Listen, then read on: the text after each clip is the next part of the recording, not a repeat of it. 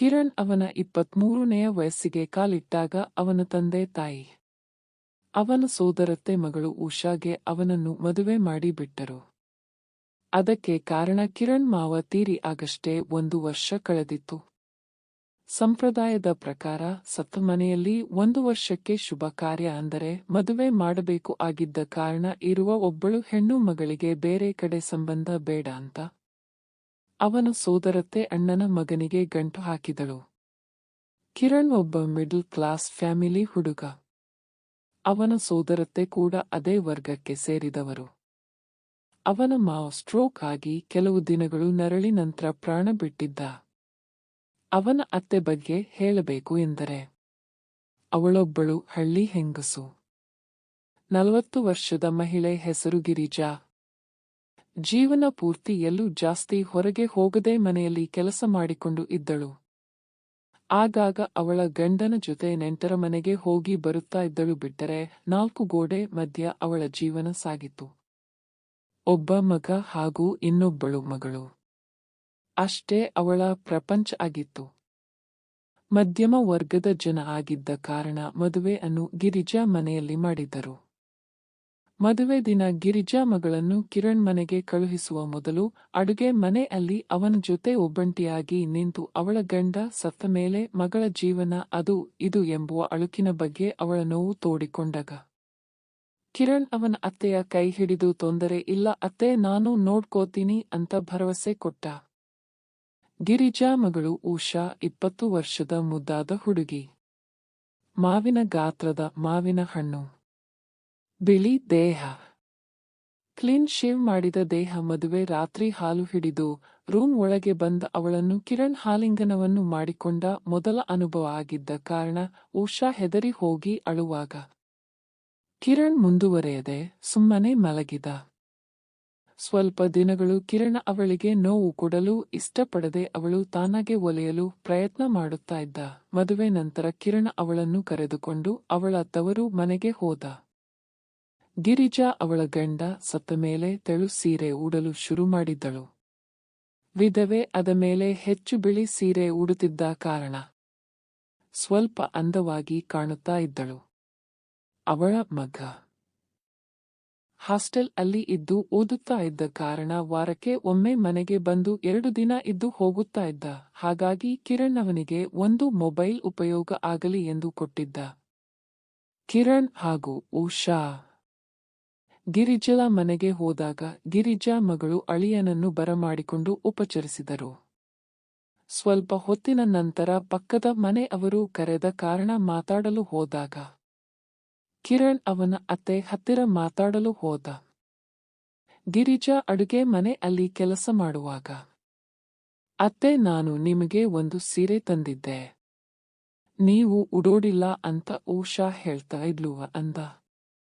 ಆಗ ಗಿರಿಜಾ, ಹೂ ಕಣೋ, ನನ್ನ ಗಂಡ ಸತ್ತು ವರ್ಷ ಆಯ್ತು ನೋಡು, ಈಗ ಈ ತರ ಬಣ್ಣದ ಸೀರೆ ಮೇಲೆ ಆಸೆ ಹೋಗಿದೆ ಅಂದಳು. ಅದಕ್ಕೆ ಕಿರಣ್, ಏನತ್ತೆ, ಇನ್ನೂ ಹಳೆ ಕಾಲದಲ್ಲಿ ಇದೀರಾ, ಮಾವ್ ಸತ್ತು ಹೋದ್ರು ಅಂತ ಬದುಕಿರೋ ನೀವು ಆಸೆ ಇಲ್ಲದೆ ಇರೋಕೆ ಆಗತ್ತಾ, ಸುಮ್ಮನೆ ತಗೊಂಡು ಉಟ್ಕೊಳ್ಳಿ, ಬೇರೆಯವರು ಏನ್ ಹೇಳ್ತಾರೆ ಅಂತ ತಲೆ ಕೆಡಿಸಿಕೊಳ್ಳಬೇಡಿ ಅಂದ.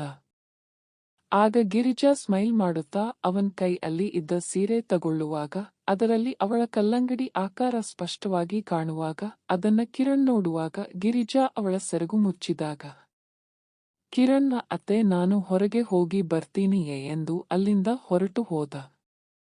ಮಧ್ಯಾಹ್ನ ಊಟಕ್ಕೆ ಗಿರಿಜಾ ಅಳಿಯ ಮಗಳಿಗೆ ಎಂದು ಮೀನು ಸಾರು ಮಾಡಿದ್ದಳು.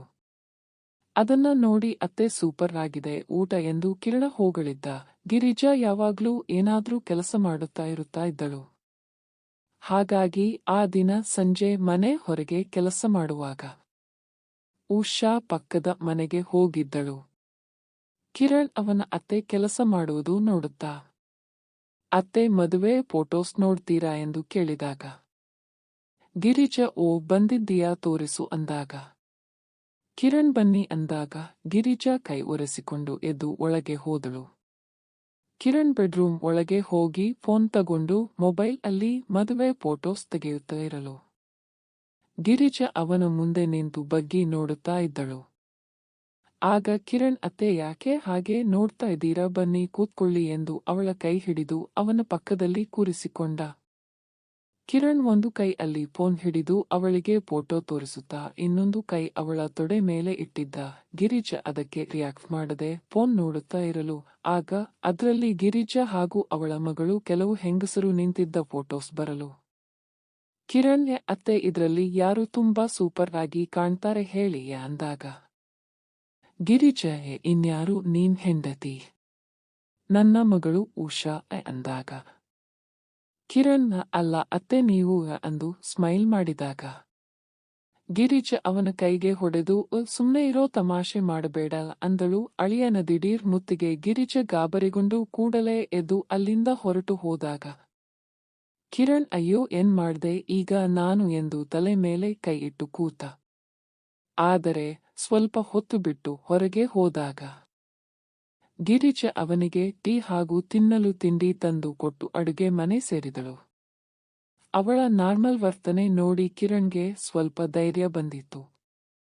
ಅವಳ ಮಗ ಹಾಸ್ಟೆಲ್ ಇಂದ ಆಗಷ್ಟೇ ಬಂದು ಕಿರಣ್ ನೋಡಿ ಬಾವ ಹೇಗಿದ್ದೀರಾ, ಅಕ್ಕ ಎಲ್ಲಿಯೇ ಎಂದು ಕೇಳಿದಾಗ, ಕಿರಣ್ ನಿನ್ನ ಅಕ್ಕಪಕ್ಕದ ಮನೆಗೆ ಹೋಗಿದ್ದಾಳೆ ಅಂದಾಗ, ಅವನು ಹೌದಾ ಎಂದು ಬ್ಯಾಗ್ ಅಲ್ಲೇ ಬಿಟ್ಟು ಮನೆಯಿಂದ ಆಚೆ ಹೋದ. ಕಿರಣ್ ಸ್ವಲ್ಪ ಧೈರ್ಯ ಮಾಡಿ ಎದ್ದು ಅಡುಗೆ ಮನೆಗೆ ಹೋಗಲು ಗಿರಿಜಾ ಬಾಗಿಲಿಗೆ ಬೆನ್ನು ಹಾಕಿ ಕೆಲಸ ಮಾಡ್ತಾ ಇದ್ಲು. ಹೋಗಿ ಅವಳ ಕೈ ಹಿಡಿದು ಅತ್ತೆ ತಪ್ಪಾಯ್ತು ಕ್ಷಮಿಸಿ, ನಿಮ್ಮ ನೋಡಿ ನಂಗೆ ತಡಿಯೋಕೆ ಆಗಿಲ್ಲ, ತುಂಬಾ ಇಷ್ಟ ಆಗಿದ್ರಿ ಅದ್ಕೆ ಅಂದಾಗ, ಗಿರಿಜಾ ಮತ್ತೆ ಅಳಲು ಶುರು ಮಾಡಿದಳು. ಆಗ ಕಿರಣ್ ಅವಳ ಹತ್ತಿರ ಹೋಗಿ ಅವಳ ಮುಖ ಹಿಡಿದು ಎರಡು ಕೈ ಅಲ್ಲಿ ಕಣ್ಣೀರು ಒರೆಸಿ ಅವಳನ್ನು ಹಿಡಿದು ತಬ್ಬಿಕೊಂಡ. ಆಗ ಕಿರಣ್ ಅತ್ತೆ ಈ ವಿಷಯ ನಮ್ಮಲ್ಲೇ ಇರಲಿ ಎಂದಾಗ ಅವಳು ಮಾತಾಡದೆ ಸುಮಾರು 30 ಸೆಕೆಂಡ್ ಹಾಗೆ ತಬ್ಬಿ ನಿಂತಿದ್ದರು. ನಂತರ ಕಿರಣ ಅವನ ಕೈಯಿಂದ ಅವಳ ಕೆನ್ನೆ ಹಿಡಿದಾಗ ಗಿರಿಜಾ ಕಣ್ಣು ಮುಚ್ಚಿ ನಿಂತಿದ್ದಳು. ಗಿರಿಜಾ ಹಿಂದೆದು ಆ ರೀತಿ ಮಾಡಿರದ ಕಾರಣ ಸುಮ್ಮನೆ ನಿಂತಿರಲು ಹೊರಗಡೆ ಯಾರೋ ಬಂದ ಹಾಗೆ ಅನಿಸಿ ಕಿರಣ ಅವಳನ್ನು ಬಿಟ್ಟು ಅಡುಗೆ ಮನೆಯಿಂದ ಹೊರಗೆ ಬಂದಾಗ ಗಿರಿಜಾ ಅಡುಗೆ ಕೆಲಸ ಮಾಡಲು ಶುರು ಮಾಡಿದಳು. ಆಗ ಹೊರಗಡೆಯಿಂದ ಉಷಾ ಹಾಗೂ ಅವನ ತಮ್ಮ ಮಾತಾಡುತ್ತಾ ಬಂದರು.